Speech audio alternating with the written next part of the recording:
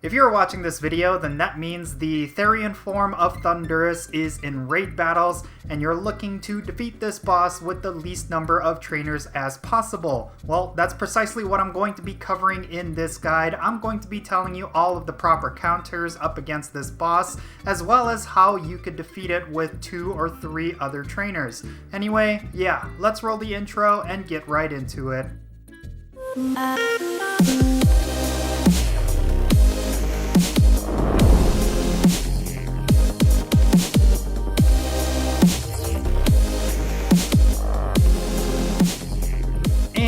How's it going, everyone? It's me, it's Count, here with a brand new raid guide video. Today I'm going to be covering the Therian Forme Thundurus. This is kind of like the beefier version of the regular form Thundurus, and a lot of people have been wanting this boss in particular, mainly because there are some pretty strong implications behind this boss.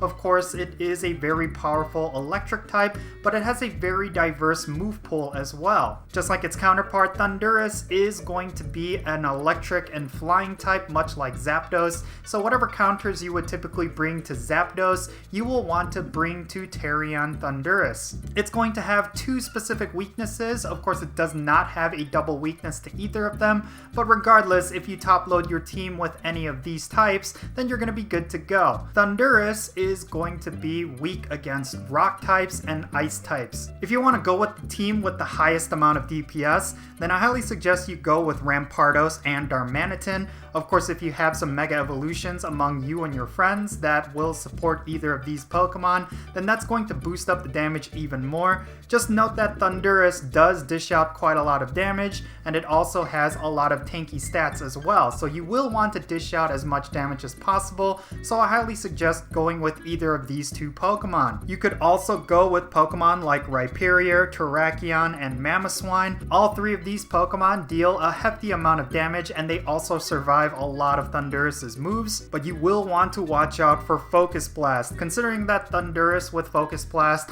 could essentially one-shot any of the counters that you could bring up against it, so you really have to be careful of that.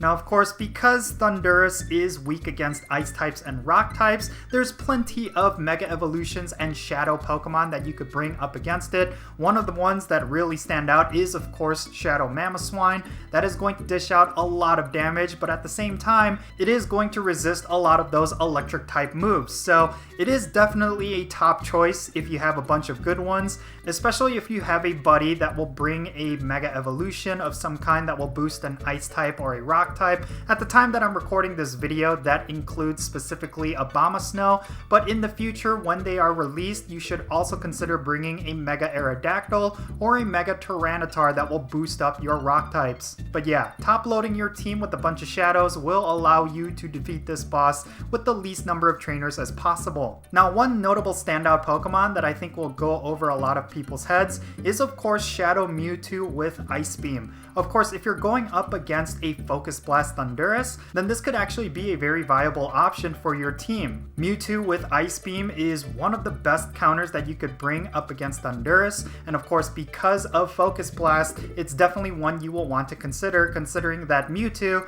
does resist Focus Blast. But of course, because Shadow Mewtwo is a Shadow Pokemon and it's going to be dealt a lot more damage, you will still want to dodge these moves. But aside from Focus Blast, all of its charge moves are actually resisted quite well by rock types and ice types, so you really don't have to worry about it too much. But if you're jumping into a Thundurus lobby and it recommends a whole bunch of Mewtwo's with Ice Beam, just know that it's likely going to be Focus Blast, and you should plan accordingly. I would suggest that if you're going up against a Therian Thundurus with Focus Blast, that you go with at least 3 or 4 other trainers, and you top load your team with a whole bunch of ice types. And yes, I totally understand that ice types are weak against fighting types, so of course Focus Blast does have the potential to one-shot all of your Pokemon, but again, if you use Pokemon like Mewtwo with Ice Beam and you're dodging every single Focus Blast, then you should be okay. Now, of course, Thundurus is a flying and electric type, which means it's only going to get weather boosted by 2 weather boosts.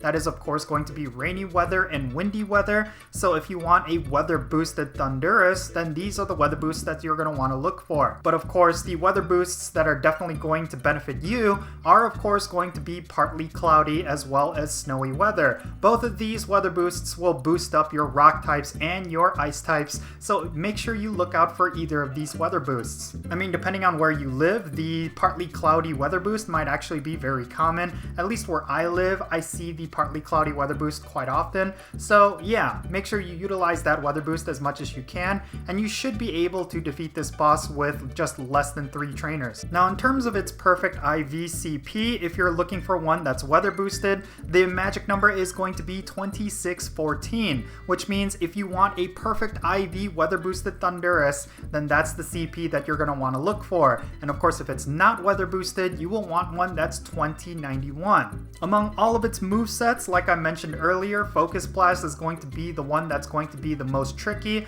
Of course, a lot of Thundurus's different counters are weak against Focus Blast, so do be on the lookout for that. But in terms of its other charge moves, it can come with Sludge Wave, Thunderbolt, or Thunder. Of course, Thunder is the most ideal one, considering that it does deal just a little bit more damage than Thunderbolt, but it's definitely a lot easier to dodge. And of course, because it costs a lot more energy than Thunderbolt, it's not going to be casted as much as Thunderbolt will be. So of course, Thunder is going to dish out the least amount of damage, considering that a vast majority of your Pokemon should be able to resist it. And then of course, among its fast moves, it has either Volt Switch or Bite.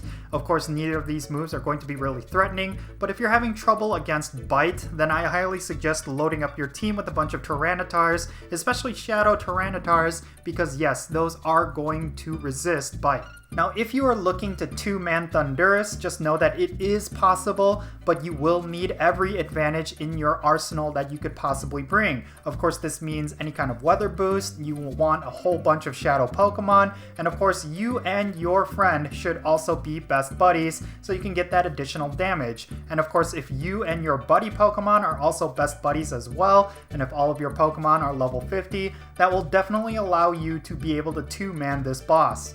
It's not going to be easy as a duo, but again, if you really work at it, you should be able to pull it off. So yeah, there you have it everyone. This is everything you need to know going up against the Therian Forme of Thundurus. I would love to know your thoughts about this boss down below. Have you actually 2-manned this boss? What counters are you bringing going up against this boss? I would love to know. And yeah, if you ended up enjoying this video, make sure you hit that like button, subscribe if it's your first time here. I am Count Jinsula. Be safe, have fun, and I'll catch you all later.